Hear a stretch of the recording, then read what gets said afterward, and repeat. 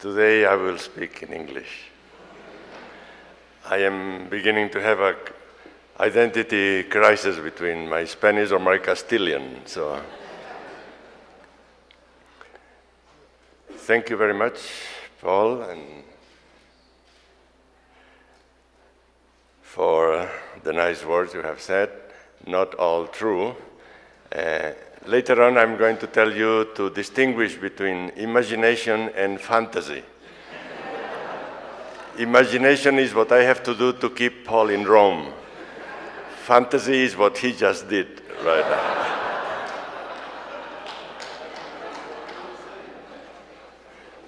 now. No equal time for an answer. As I said last night, well, I didn't say it, but it was good for me to be here yesterday and listen to the presentations of those who represented the different parts of the world, and then to hear about what was going on in your groups, the presentation of Fernando Montes, which I appreciated very much. And I really feel like I am preaching to the choir. So you are far ahead in whatever of the points I might make today, so you can relax. I don't want to fall asleep, but if you do, don't worry.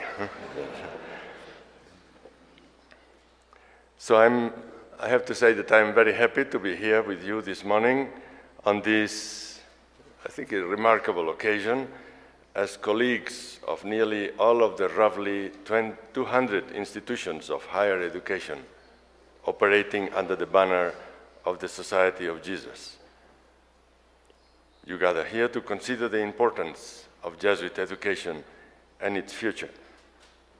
I'm happy to greet all of you, collaborators in the mission and ministry of the Society, Jesuits, friends of the Society, and of Jesuit higher education, and any student, if there is any. I want to thank particularly Father Jose Morales, not only for the good jokes we heard in private, president of the Iberoamericana, and the staff of the Iberoamericana, for their hospitality and extraordinary efforts in ensuring all the arrangements for this conference. I think we appreciate very much what is happening and what will happen. And I can tell you on the side that I'm enjoying very much this visit to Mexico. They are very warm people, very warm, very hospitable, very friendly, and very humorous, which is great. I mean, that it opens the heart and allows you to relax and consider yourself a human person. Finally, I thank all of you for your participation in Jesuit higher education and in this conference, which some of you began before arriving here by authoring the excellent papers that serve to stimulate our discussions. For the sake of simplifying language, I will use universities when referring to the wide range of higher education institutions represented here in the Assembly, ranging from specialized research centers to technical institutes, to colleges, and naturally to large, complex universities. In the past 2 years, in my present service, I have traveled to many parts of the world to encounter Jesuits and our collaborators. And I have always emphasized that I am as eager, in fact, more eager, to listen and to learn rather than to speak from the lofty and mythical heights of Borgo Santo Spiritu, an address you know. I bring this same dialogical spirit to this meeting of Jesuit higher education. As I listened yesterday to your discussions of regional challenges and the 3 frontier challenges that you selected to address, I could see that you already tackled many of the serious contemporary problems that Pope John Paul II identified for us in his apostolic constitution, Ex Corde Ecclesiae, and that you are doing so with the depth of thought, imagination, moral passion, and spiritual conviction that characterize Catholic and Jesuit education at its best. What I wish to share this morning, therefore, should be taken as adding my own perspective to what I hope will be an ongoing and ever deeper conversation in the future of Jesuit higher education. My own experience is that university people, especially university presidents, are not shy about sharing their points of view, even those who are not presidents. So I'm confident, as you continue your consideration of important issues, that your conversations will, at the very least, be spirited and insightful. The theme of our conference, Networking Jesuit Higher Education, Shaping the Future for a Humane, Just, Sustainable Globe, involves a very bold proposal. It suggests that we have today an extraordinary opportunity to have a hand in helping to shape the future, not only of our own institutions, but of the world, and that the way we can do that is through networking. And that word, networking, so often used these days, is in fact typical of the new world in which we live, a world which has its own principal new future, which Pope Benedict XVI calls the explosion of worldwide interdependence, commonly known as globalization. The 35th General Congregation also saw our interconnectedness as the new context for understanding the world and discerning our mission. I am aware that the word globalization carries different meanings and evokes different reactions for people of diverse cultures. There has been much discussion on both the positive features and the negative effects of globalization, and I need not review them here. Rather, what I wish to invite us to reflect on together is this: how does this new context challenge us to redirect, in some sense, the mission of Jesuit higher education? You represent very different kinds of institutions from every part of the world, serving students, regions, and countries with widely divergent cultures, religions, resources, and having distinctive regional and local roles to play. Clearly, the question of the challenge of globalization for the mission of Jesuit higher education needs to be answered by each institution in its unique social, cultural, and religious circumstances. But I wish to emphasize that it is also a question that calls for a common and universal response, drawn, of course, from your diverse cultural perspectives, from Jesuit higher education as a whole, as an apostolic sector. How then does this new context of globalization, with the exciting possibilities and serious problems it has brought to our world, challenge Jesuit higher education to redefine or at least redirect its mission?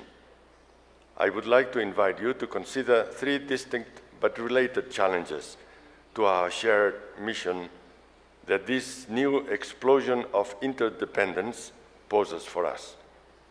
First, promoting depth of thought and imagination. Second, rediscovering and implementing our universality as the Jesuit higher education sector. And third, renewing the Jesuit commitment to learned ministry. So let me go one by one.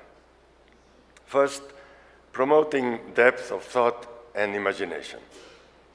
I will begin quite forthrightly with what I see as a negative effect of globalization, what I will call the globalization of superficiality.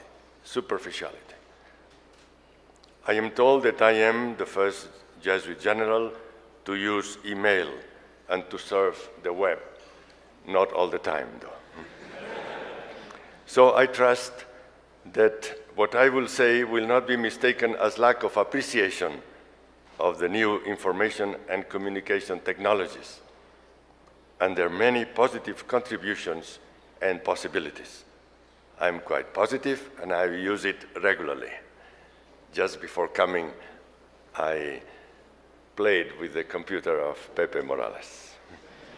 However, I think that all of you have experienced what I am calling the globalization of superficiality, and how it affects so profoundly the thousands of young people entrusted to us in our institutions.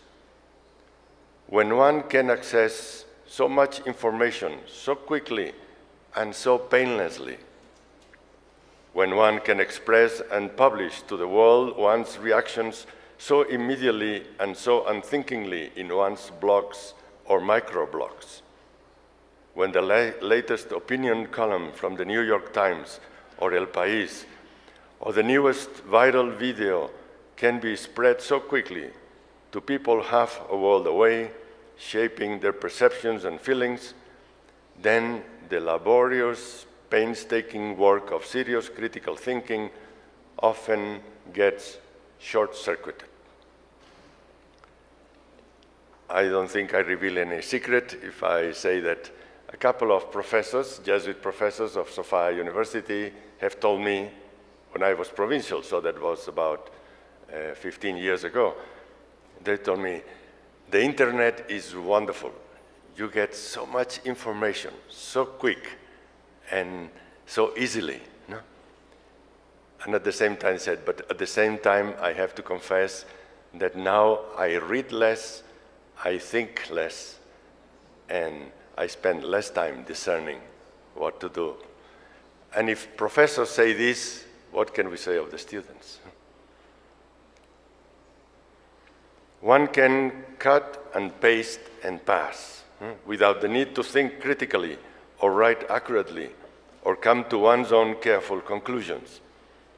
When beautiful images of what the merchants of consumer dreams sell flood one's computer screens, or when the ugly or unpleasant sounds of the world can be shut out by one's MP3 music player, then one's vision or one's perception of reality, one's desiring can also remain shallow. When one can become friends so quickly and so painlessly with mere acquaintances or total strangers on one's social networks, and if one can so easily unfriend another without the hard work of encounter, or if need be confrontation and then reconciliation, then relationships can also become superficial. I'm sure you know cases like I know of young men who connect through the wireless telephone, the telefonino, and they make friends, and they have several friends around. They never meet, but they always talk on the phone. And suddenly, one good day, one of them feels like they are going deep enough to meet and says, why don't we meet? And at that instant, they put it off, and that's the end.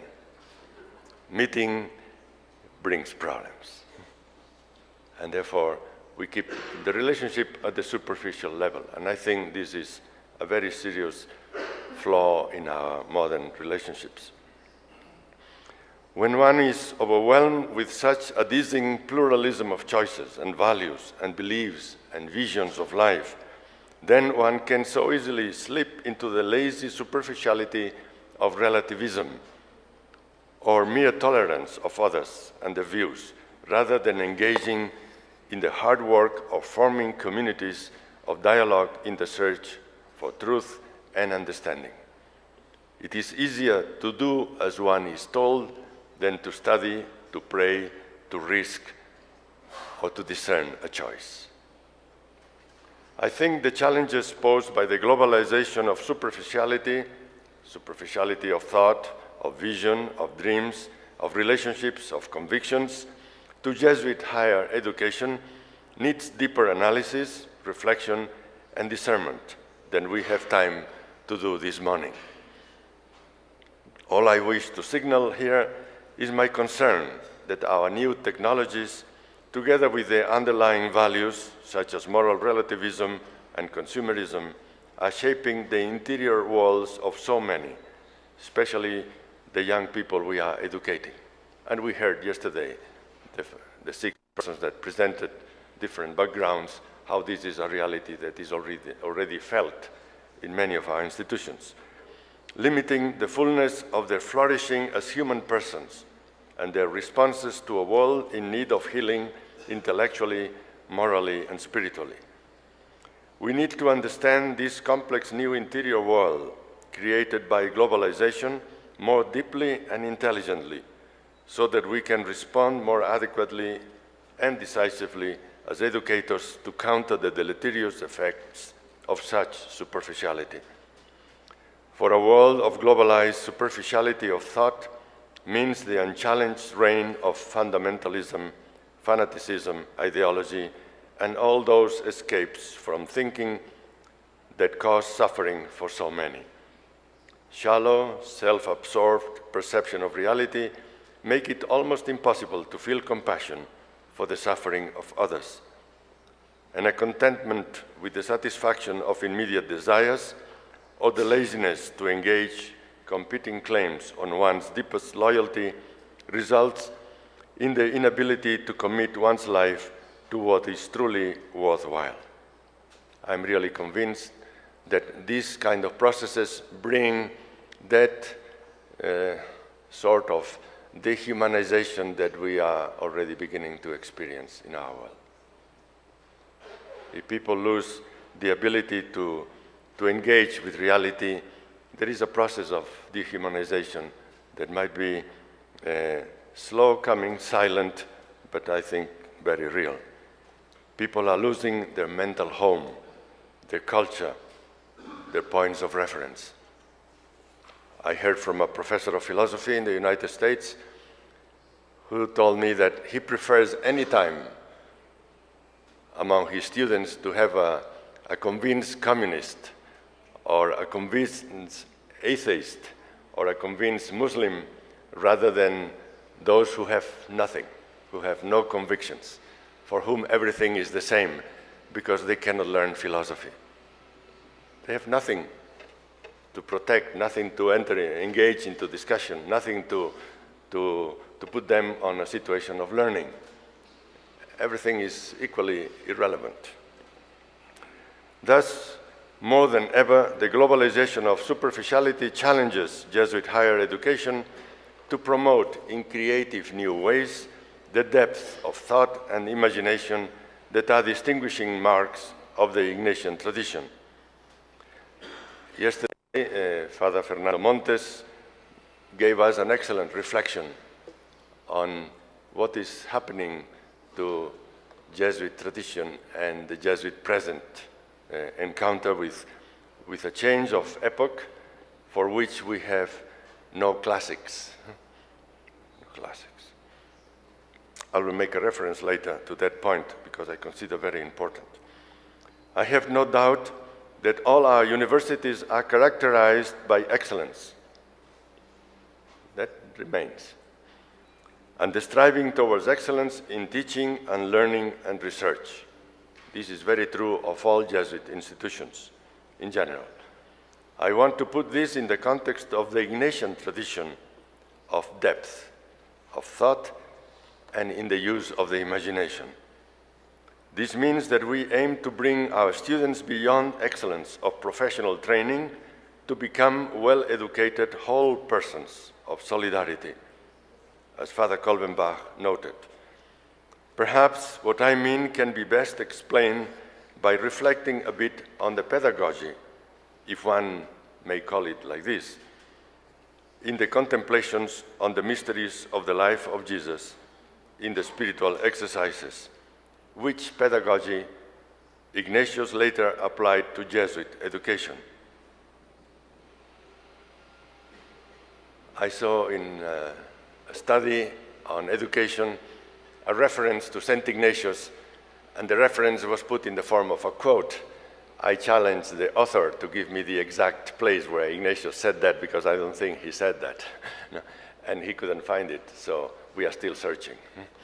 But anyway, the content, I think, was correct. But the quote, you will not find it. But it says, St. Ignatius supported and wanted education with the classics because the classics train the imagination. It's a very interesting point of view. But yesterday, Father Fernando Montes told us that, well, the classics in the 16th century was a bit looking back. But now these classics are not so close, they are not so familiar, they are not so available to us. But still, the challenge continues. If the classics train the imagination, we need them. And maybe our question today is to see, where do we look for the classics? Is it still Greece and Rome, or can we look at China, Japan? Can we look at India? Can we look at the classics of the indigenous communities in different parts of the world, Africa, Latin America, etc., etc.? I think what we need is to open the whole range of the human mind. And that's what the classics did for us in the past. And this is something that we have to continue asking. One might call this pedagogy of Ignatian contemplation the exercise of the creative imagination. The imagination works in cooperation with memory, as we know from the exercises. The English term used for the acts of the faculty of memory is very much apropos. I like to imagine, to understand this, that what Ignatius proposed is very much like the transformation of a jigsaw puzzle. Imagine a big jigsaw puzzle with your face in the middle. And now Ignatius asks us to break it into pieces, to dismember before we can remember. So we break the puzzle into pieces, and then we begin, through the active imagination, the creative imagination, to rebuild ourselves as we build the scenes of Bethlehem, the scenes of Galilee, the scenes of Jerusalem. We begin a process of recreating, really. And in the process of doing this, we are remembering, putting our members together. And that's why Ignatius separates seeing from hearing, from touching, from tasting, from smelling. The application of the senses is a form of dismembering and remembering. It's a process of, it's an exercise. And the hope is that at the end, when the jigsaw puzzle is formed again, is not our face anymore, but eventually is the face of Christ that comes. Because we have been rebuilding something different, something new. And in the process, we are being transformed. That's what I think we can understand by Ignatian imagination. It's not fantasy, as we said before. It's not Paul Locatelli thinking, what can be good about this guy, no? That I have to say in public. It's a creative process. And it's a creative process that goes to the depth of reality and begins recreating it. And that requires a lot of imagination. And it's a very powerful tool. And Ignatius works with it. The Ignatian contemplation is precisely moving from the left side of the brain to the right. Imagination is not the same as fantasy. Fantasy is irreal, is flying from reality, is going to a world where we begin to create images for the sake of diversity of images. Imagination is trying to grasp reality.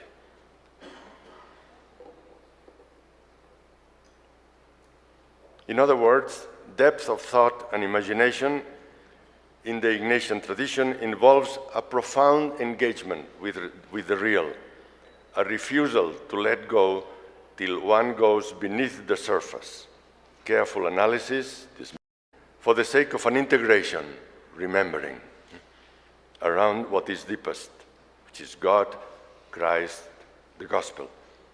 The starting point, then, will always be what is real, what is materially, concretely thought to be there. The world as we encounter it, the world of the senses, so vividly described in the Gospels themselves. A world of suffering and need, a broken world with many broken people in need of healing. We start there. We don't run away from there. And then Ignatius guides us, and students of Jesuit education have the same model, as he did the retreatants, to enter into the depths of that reality. Beyond what can be perceived most immediately, he leads one to see the hidden presence and action of God in what is seen, touched, smelled, and felt. And that encounter with what is deepest changes us, changes the person.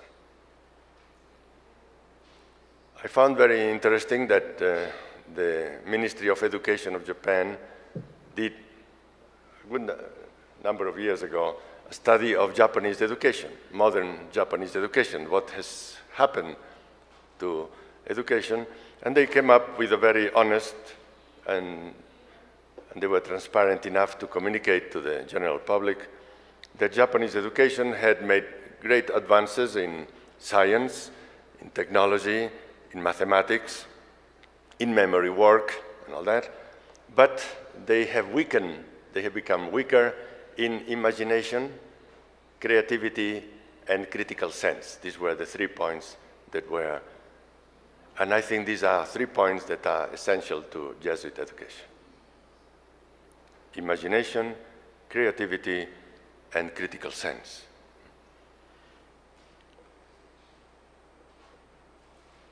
Creativity might be one of the most needed things in the present times. Real creativity, not just following slogans or repeating what we have heard or what we have seen in Wikipedia. But real creativity is a very active, very dynamic process of finding responses to real questions, finding alternatives to a world that seems to go in directions that nobody can control and that we are not happy with. Personally, this is a question that has been with me for a long, long time. When I was teaching theology, I thought that what was needed was begin with pastoral theology, because we cannot ask a Japanese community that has been educated and raised in a different tradition to begin producing speculative theology from the very beginning. Let's go back to the basic experience.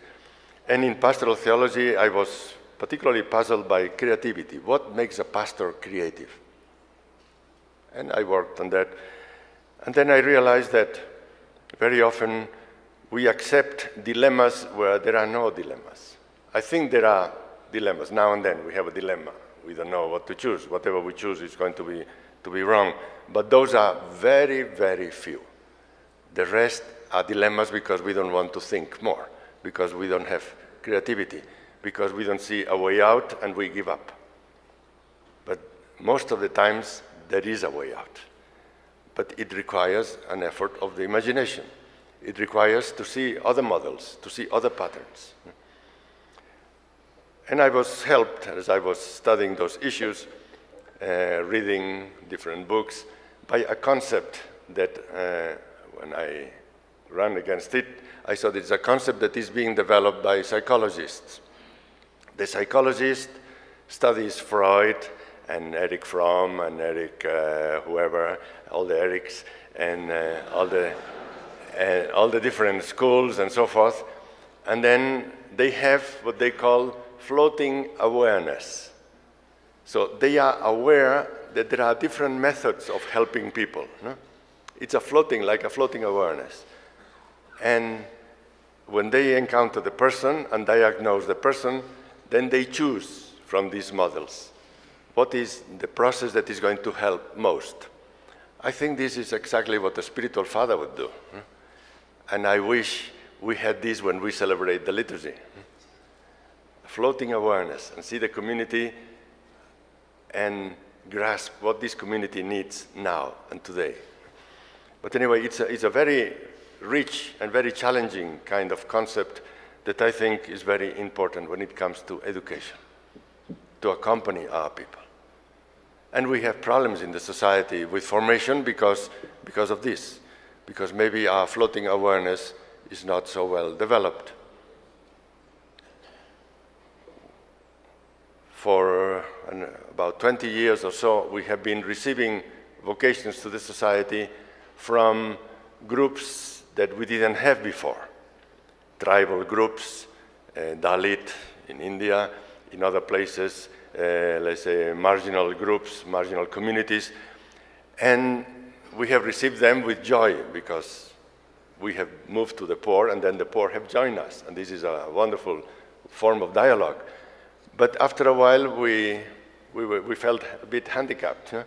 How do you train these people? And then we think, well, they don't have enough background, and then we give them an extra year or 2 years. And I don't think this is the right answer. The right answer is, from where do they come from? What is the cultural background? What kind of awareness do they bring about reality? How do they understand human relationships? And so forth. And accompany them in a different way. But for this, we need a tremendous imagination, a tremendous creativity, an openness to other ways of being, other ways of feeling, other ways of relating. And there, I think, floating awareness would do us good, That's why the internationality that now in the society is developing more and more, and this is a wonderful sign, is helping us to realize that not everything is clear. Not everything is clear. I accept that the dictatorship of relativism is not good, but I realize that many things are relative. Many things are relative. That's one. If there is one thing I learned in Japan, was that human person is such a mystery, we can never grasp the person fully. And we have to move with agility, with openness around different models so that we can help them. And this, for education, I would consider a central challenge.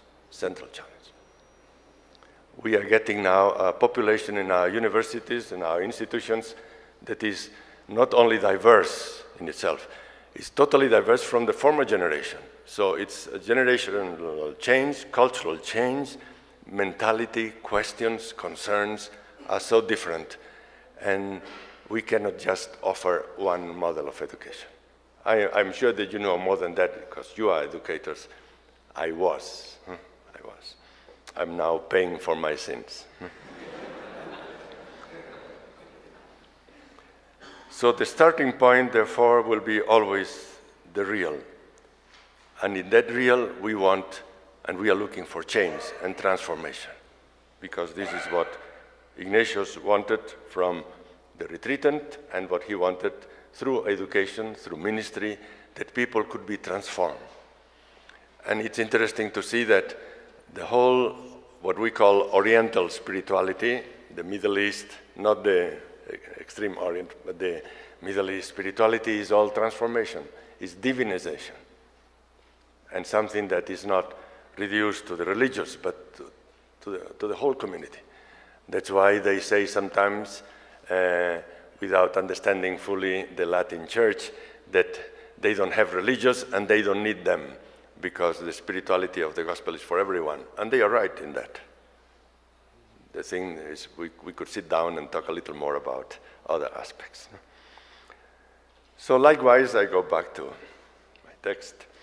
Likewise, Jesuit education should change us and our students. We are in a process of change, educators. There is no real deep encounter that doesn't change us. Then what kind of encounter do we have with our students if we are not changed? Or with the process of education itself? And the meaning of change now for our institutions would be who our students become. That becomes a very important point, what they value and what they do in life and work. To put it another way, in Jesuit education, the depth of learning and imagination encompasses and integrates intellectual rigor with reflection on the experience of reality, together with the creative imagination, to work toward constructing a more humane, just, sustainable, and faith-filled world. The experience of reality includes the broken world, especially the world of the poor, waiting for healing.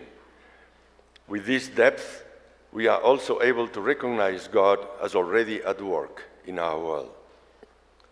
Let me end this first section, asking you to picture in your mind the thousands of graduates we send forth from our Jesuit universities every year.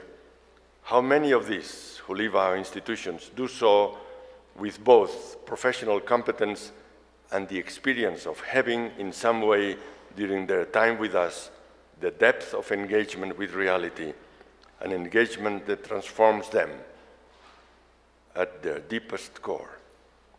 What more do we need to do to ensure that we are not simply populating the world with bright and skilled superficialities?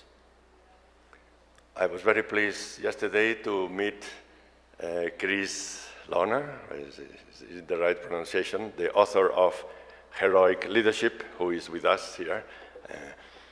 I was very pleased to meet him because when he came to Manila, and I was in Manila to give a lecture, he was asked by a Jesuit after his brilliant presentation of how good we are in leadership. The Jesuit asked him, "And what is wrong with us?" So can you tell us also something about what is missing in our leadership? And then he very kindly, he was talking in a Jesuit institution, very kindly went around the question. And then the Jesuit continued, a Filipino Jesuit, I remember him. And he said, no, tell us what is missing, because we need to know that also, not only what is good. And then he told us, he said, well, since you ask, what is missing sometimes in Jesuit leadership are two things. One is sense of urgency. Sometimes we are very relaxed about it. And second, and that's the point that connects with what I was saying right now, is the ability and the willingness to go through evaluations and measure those evaluations. A confirmation of that, Chris, for your information, is that I receive many projects in Rome, and very seldom they come with a budget. So Jesuits are very good at thinking, and they want to do things. They are very generous, and but to measure it and to make it realistic, and then to be able to follow it up, with some form of measurement, which is not mechanical measuring, is always a human and often spiritual fruits that we have to see. But this challenge of how are students being transformed, that should be able to be evaluated. How do they perform later? Not only if they keep praising the Jesuits, but do they collaborate when we get involved with faith and justice? Do they collaborate when some of the issues in which we are involved bring some conflict with the government? When this might bring some weakening in the profits they make in the companies, etc., etc. You know that better than I do. But this is a point that I think is worth keeping in mind. Second, we were saying in my reflections, rediscovering universality. I would now like to turn to a second challenge of the new globalized world, to Jesuit higher education. One of the most positive aspects of globalization, this is a very positive aspect, is that it has, in fact, made communication and cooperation possible with an ease and at a scale that was unimaginable even just a decade ago. The Holy Father, in his address to the 35th General Congregation, described our world as one of more intense communication among peoples, of new possibilities for acquaintance and dialogue, and a deep longing for peace. Among the emails I read in Pepe's office this morning, there is an invitation from Nicaragua. I'm going from here to Central America, Salvador, Nicaragua, and a call from Nicaragua, an alumnus saying, please, when you come here, tell us something about peace. Nicaragua is now with a number of tensions and so forth. So therefore, this is a very good sign. That is, people are concerned for the important things. And we have to be there. People are longing for peace, for a positive, creative peace, not the peace of the cemeteries. As traditional boundaries have been challenged by globalization, our narrower understandings of identity, of belonging, responsibility have been redefined and broadened. Now, more than ever, we see that in all our diversity, we are in fact a single humanity, facing common challenges and problems. And as General Congregation 35 put it, we bear a common responsibility for the welfare of the entire world and its development in a sustainable and life-giving way. And the positive realities of globalization take us, along with this sense of common belonging and responsibility, to the means of working together, which are so numerous and readily available for those who are creative and courageous enough to use them. In today's university world, I know that many of you experience this breakdown of traditional boundaries in the contemporary demand that you internationalize in order to be recognized as universities of quality.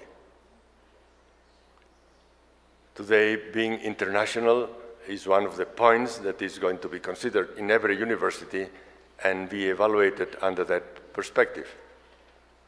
I heard just that in Comillas, José Ramón Busto, who is there.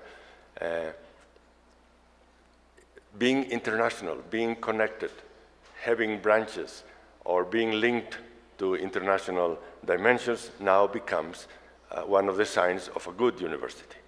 And rightly so. I think this is a good point. In today's university world, many of you have successfully opened offshore or branch campuses or entered into twinning or cross-border programs that allow your students or faculty members to study or work abroad, to engage and appreciate other cultures, and to learn from and with people of diverse cultures. Everywhere I go, everywhere, in every country practically, when I have a dialogue with the Jesuits, they ask me how come the number of Jesuits fully involved in social centers or social apostolate has come down. We are far less than we were before. This is true, but at the same time, I cannot but say also in our schools we have much less people. But what is interesting is not that also in schools and universities the numbers are going down, but that in our universities, in our schools, we have many more programs now that have a social relevance than we had before. When I went to California last year, it was my first in the United States, I was greatly encouraged to see how in every one of our schools there was an outreach program, a broadening of the horizon of the school, bringing the students to other countries, to other continents, to help them see the world and be concerned with this world. So this is something that has changed and is in the process of broadening and developing very much. You have been also able to welcome more international students into your own universities. And all of these cross-cultural encounters and experiences surely enrich the quality of scholarship and learning in your institutions, as well as help you to clarify your own identity and mission as Catholic Jesuit universities. Hence, this increase of internationalization is helping you become better universities. It is not this, however, that I wish to emphasize at this point. What I wish to highlight flows from your discussions yesterday. I will break down my argument into 3 points. Here is where I preach to the choir, so you can relax. First, I'm sure that all of you will agree with Pope John Paul II, who in Ex Corde Ecclesia, observed that in addition to quality teaching and research, every Catholic university is also called on to become effective, responsible instrument of progress for individuals as well as for society. We mentioned earlier or yesterday in the Mass, how for Ignatius, every ministry is growth, is transformation. So therefore, here we are not talking about progress in material terms. We're talking about progress, the progress that supposes that a person goes through a number of experiences, learns, and grows. I know that in different ways, every Jesuit university is striving to become what Ignacio Ellacuría, the Jesuit rector of the Universidad Centroamericana Simeón Cañas, who was martyred 20 years ago, called a proyecto social, a social project. A university becomes a social project. Each institution represented here, with its rich resources of intelligence, knowledge, talent, vision, and energy, moved by its commitment to the service of faith and promotion of justice, seeks to insert itself into a society, not just to train professionals for the needs of that society, but in order to become a cultural force advocating and promoting truth, virtue, development, and peace in that society. We could say every university is committed to caritas in veritate, to promote love and truth. Truth that comes out in justice, in new relationships, and so forth.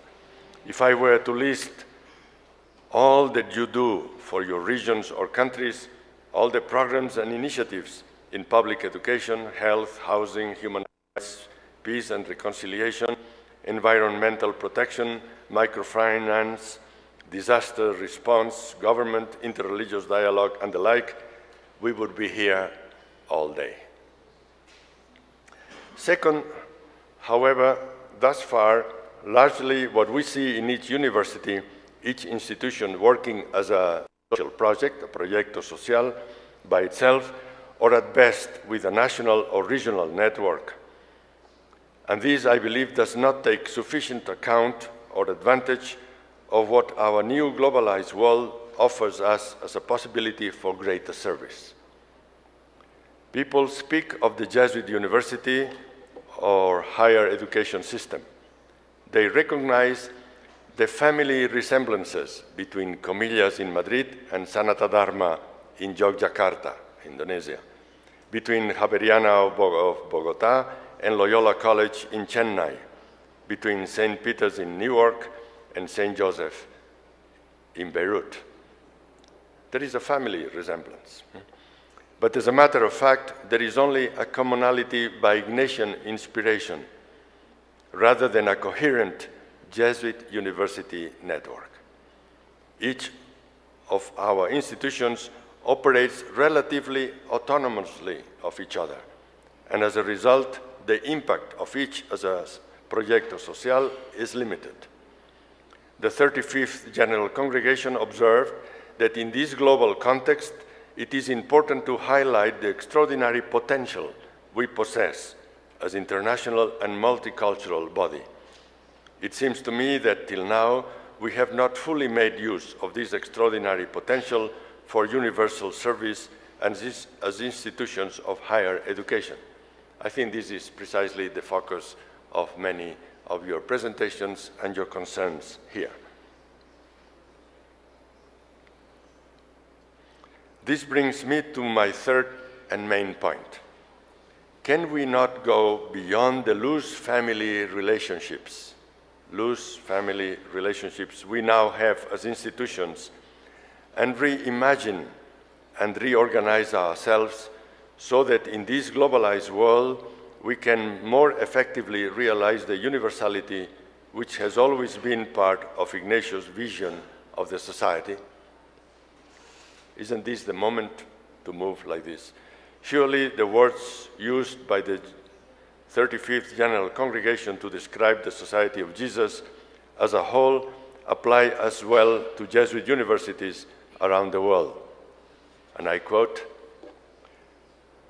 the new context of globalization requires us to act as a universal body with a universal mission, realizing at the same time the radical diversity of our situations. It is as a worldwide community and simultaneously as a network of local communities that we seek to serve others across the world. End of quote.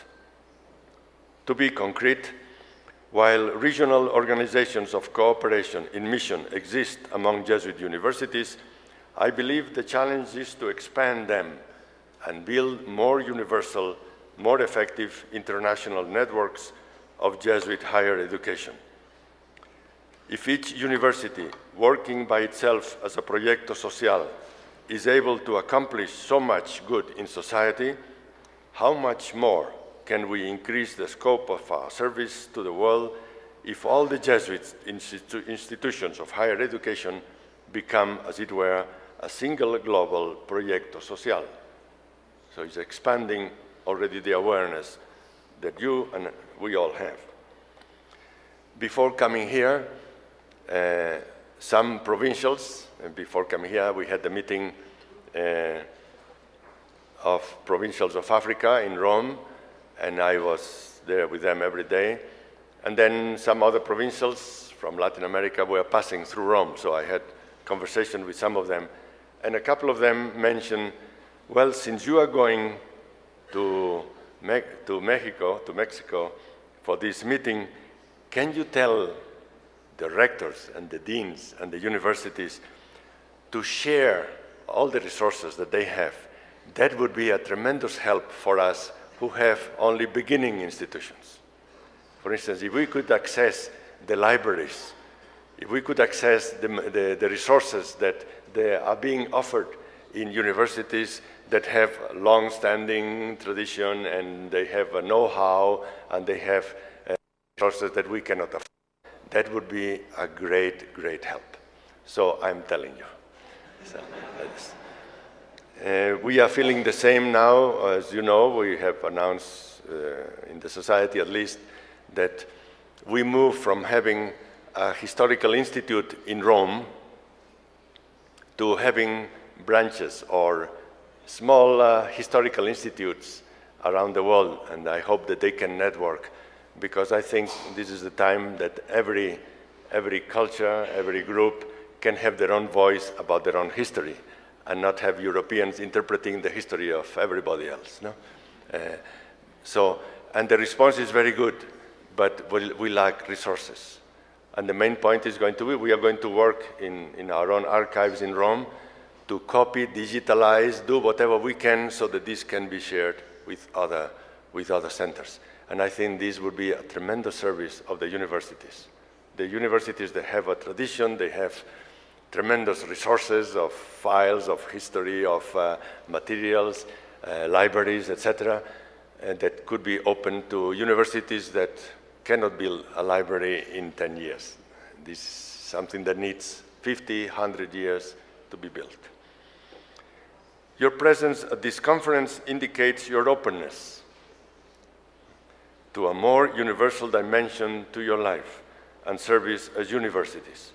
That's why this topic has attracted all of you, and this is a very good sign. My hope, however, is that we can move from conferences and discussions like those we had yesterday to the establishment of operational consortia among our universities focused on responding together to some of the frontier challenges of our world, which have a supranational or supracontinental character. Frank Brennan challenged us to be concrete this afternoon, not to come with principles, but to come on concrete ways that we can put. So I think it's the same kind of invitation. The three discussion groups you participated in yesterday could serve, could serve as the start of three such consortia.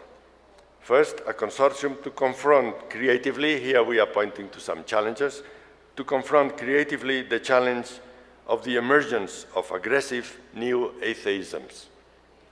In Europe, they don't use this term, they use new aggressive secularism, very anti-church. I myself was impressed to see that, because Japan has been secular for 300 or 400 years. No? They are secular, total separation, church and state.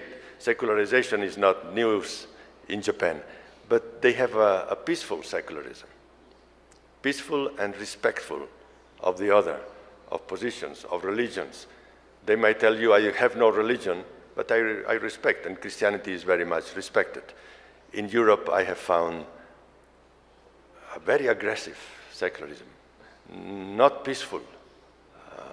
Secularism without peace it has to be anti-something or against somebody. So this is something that requires study, that requires understanding why. Why have we come to that?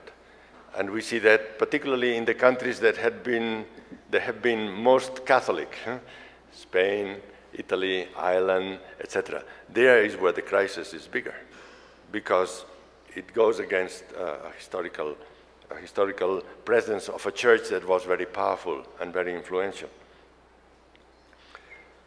So these new atheisms are not confined to the industrialized North and West, and somehow or other affect also other cultures, and a more generalized alienation from religion, often generated by false dichotomies drawn between science and religion. So this is always a topic in theological reflection. Second, a consortium focused, looking at another challenge, on more adequate analysis and more effective and lasting solutions to the world's poverty, inequality, and other forms of injustice.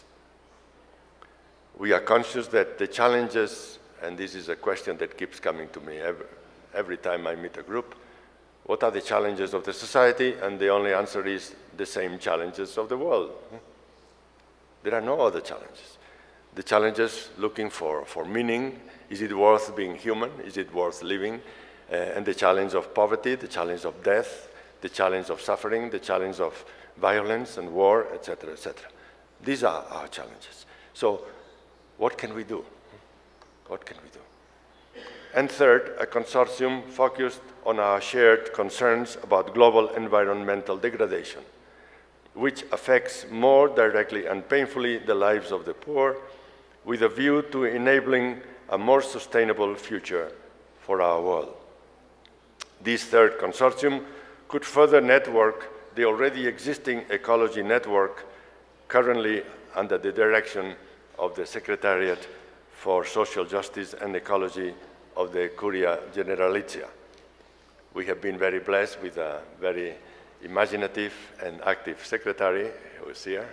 I'm sorry for saying. And we are developing now a section on ecology, so social justice and ecology. Therefore, this will be a point of reference also in this networking. Let me end this section by reminding you that universities as such came very late into Ignatius' understanding of how the Society of Jesus was to fulfill its mission in the church. Father Fernando Montes told us yesterday that Polanco, Nadal and Lainez forced Ignatius, put a little pressure on his arm to move in this direction. But Ignatius moved. What is striking is that in the constitutions, Ignatius makes clear why he is won over to the idea of what he calls universities of the society. The Society of Jesus accepts charge of universities so that the benefits of improvement in learning and in living, the growth factor, be spread more universally. The more universal good is what prompts Ignatius to accept responsibility for universities. With all the means globalization makes possible, then surely more effective networking in the manner I have described will allow us to spread the benefits of Jesuit higher education more universally in today's world. Third, learn ministry. In a sense, what I have described thus far as challenges to Jesuit higher education in this globalized world correspond to two of the three classic functions of the university. Insofar as universities are places of instruction, I have stressed the need to promote depth of thought and imagination. Insofar as universities are centers of service, I have invited us to move more decisively towards international networks focused on important supranational concerns. This leaves us with the function of research, the third function of research, the genuine search for truth and knowledge, but what is often called today the production of knowledge, a theme that in today's university world has generated much discussion on questions like the modes of research and its communication, the centers of knowledge production, areas of study, and the purposes of research.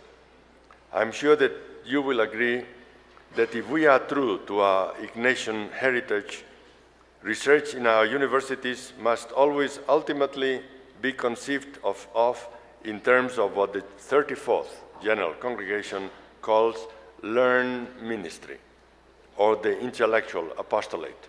This is Jesuit jargon. But as an aside, but an important point, the intellectual apostolate, sometimes a confusing term, applies to all Jesuit works and apostolates.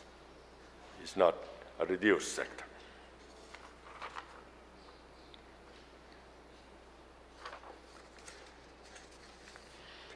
All the virtues of the rigorous exercise of the intellect are required.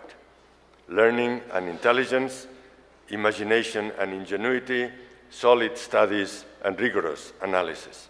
And yet, it is always ministry or apostolate in the service of the faith, of the church, of the human family, and the created world that God wants to draw more and more into the realm of His kingdom of life and love. It is always research that is aimed at making a difference in people's lives, rather than simply a recondite conversation among members of a closed elite group. Again, I'm sure that if I were to enumerate all the serious scholarly work and discussions being done in Jesuit universities to address the serious contemporary problems Pope John Paul II enumerates in Ex Corde Ecclesiae, that is, the dignity of human life, the promotion of justice for all, the quality of personal and family life, the protection of nature, the search for peace and political stability, a more just sharing of the world's resources, and a new economic and political order that will better serve the human community at a national and international level. If I were to enumerate all that is being done, my allotted time would not be enough, and both you and me would faint in the process. In keeping with my approach throughout this reflection, I would now like to ask what challenges globalization poses to the learned ministry of research in Jesuit universities. And I would propose two. First, an important challenge to the learned ministry of our universities today comes from the fact that globalization has created knowledge societies in which development of persons, cultures, and societies tremendously dependent on access to knowledge grow. Globalization has created new inequalities between those who enjoy the power given to them by knowledge and those who are excluded from its benefits because they have no access to that knowledge.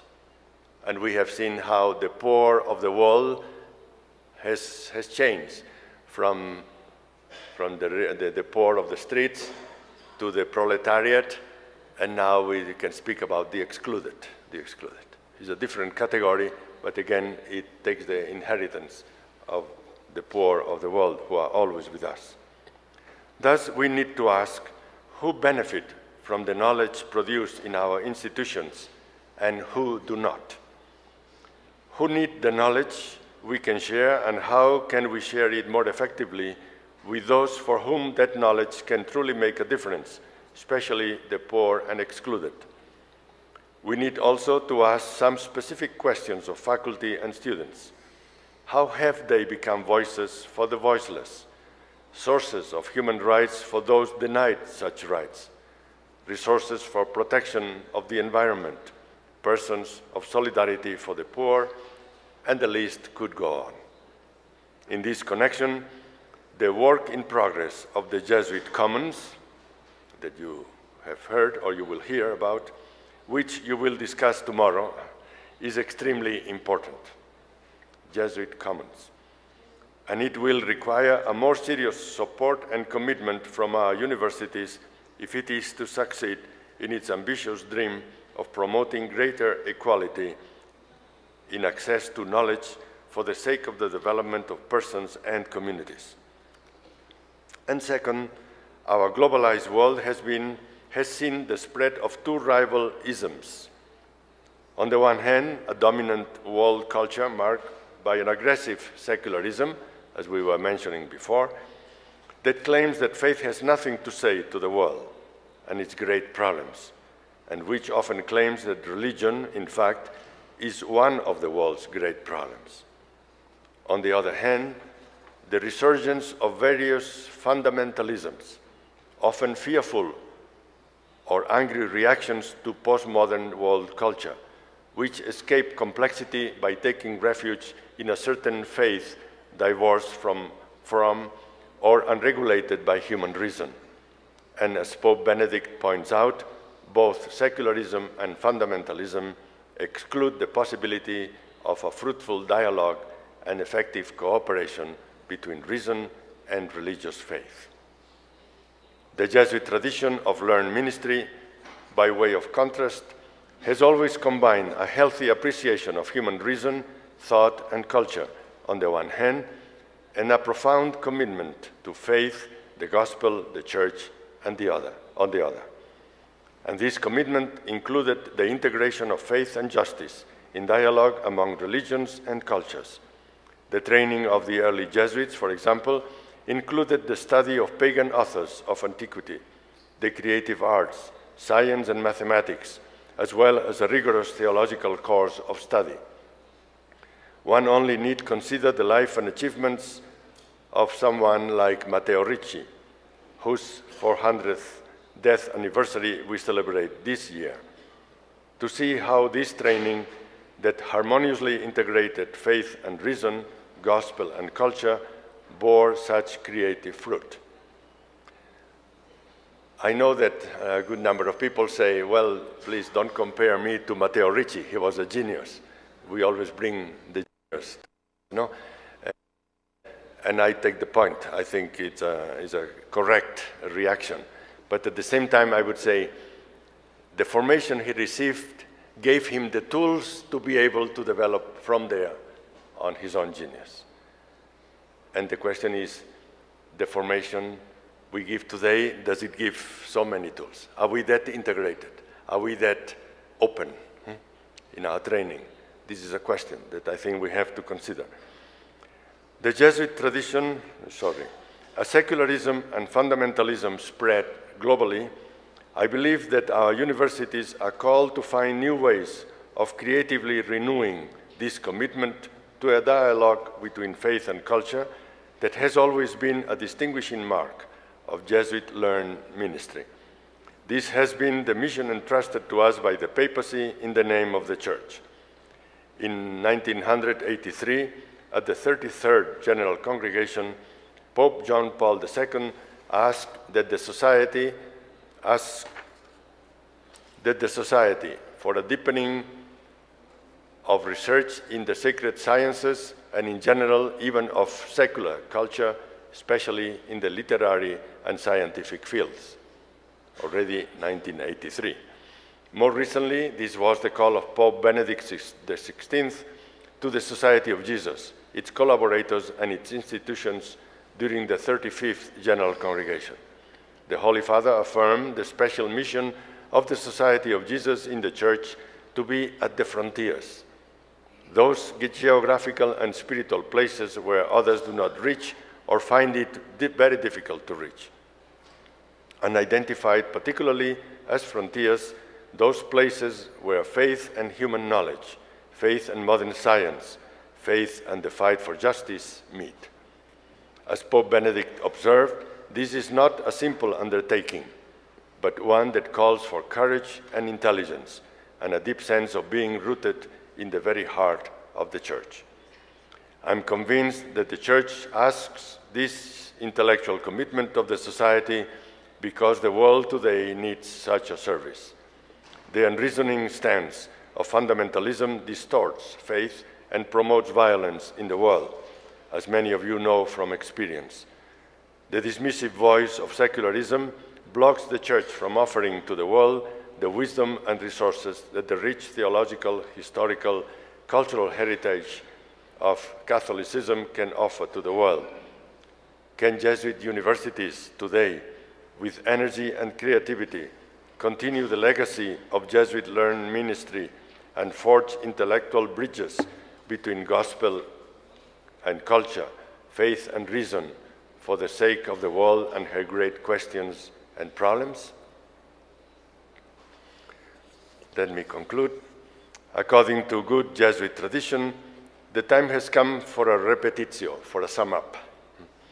I have sought to reflect with you on the challenges of globalization to Jesuit universities as institutions of learning, service, and research. First, emerging cultural world of our students more deeply and find creative ways of promoting depth of thought and imagination, a depth that is transformative of the person.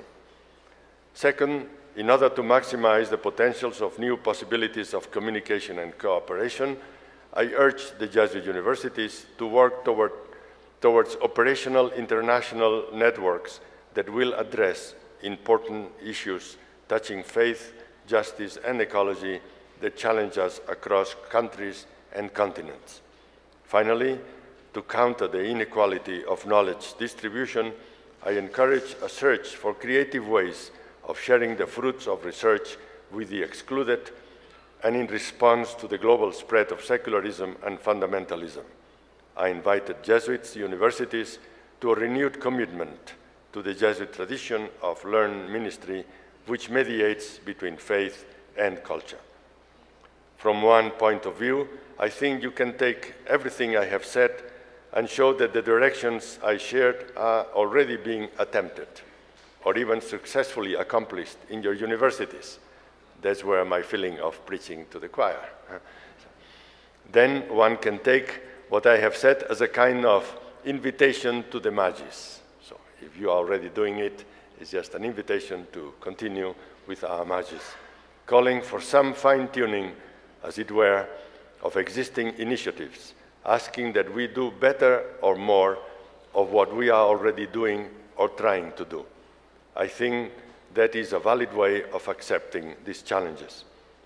I would like to end, however, by inviting you to step back for a moment to consider a perhaps more fundamental question that I have found myself asking myself and others in the past 2 years. If Ignatius and his first companions were to start the Society of Jesus again today, would they still take on universities as ministry of the society? Or another question would be, how would Ignatius enter or recommend that Jesuits enter this service, this ministry? New foundations, entering the universities that are already alive, etc., etc. There are many options possible. Already in 1995, General Congregation 34 saw that the universities were growing in size and complexity, and at the same time the Jesuits were diminishing in number within the universities. In 1995, when General Congregation 34 spoke about the diminishing numbers of Jesuits in universities, there were about 22,850 Jesuits in the world. Today, in 2010, there are about 18,250, about 4,600 less Jesuits. I need not go into further statistics to indicate the extent of this challenge. I am very aware of and grateful for the fact that in the past 15 years, there has been much creative and effective work aimed at strengthening the Catholic and Ignatian identity of our institutions, at creating participative structures of governance, and at sharing our spiritual heritage, mission, and leadership with our collaborators. I am also very aware of and delighted to see how our colleagues have become true collaborators, real partners in the higher education mission and ministry of the society. These are wonderful developments the universities can be proud of and need to continue as the number of Jesuits continues to decline. I believe we need to continue and even increase these laudable efforts of better educating, preparing, and engaging lay collaborators in leading and working in Jesuit institutions. I can honestly say that this is one of the sources of my hope in the service of the society and of the Church. If we Jesuits were alone, we would be thinking all kinds of strange thoughts. But with the kind of lay collaborators, the kind of professionalism and commitment and depth that we have in our collaborators, we can continue dreaming and beginning new enterprises and moving ahead. This is something I would like to express with very deep thanks for all of you who are here. I believe we need to continue and even increase these laudable efforts.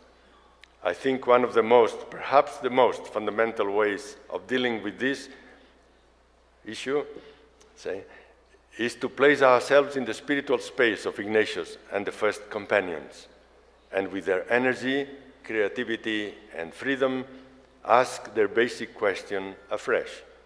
What are the needs of the Church and our world, where we are needed most, and where and how can we serve best? These questions continue. The questions about Jesuit survival are not important. These questions of the Church and of the world are our questions.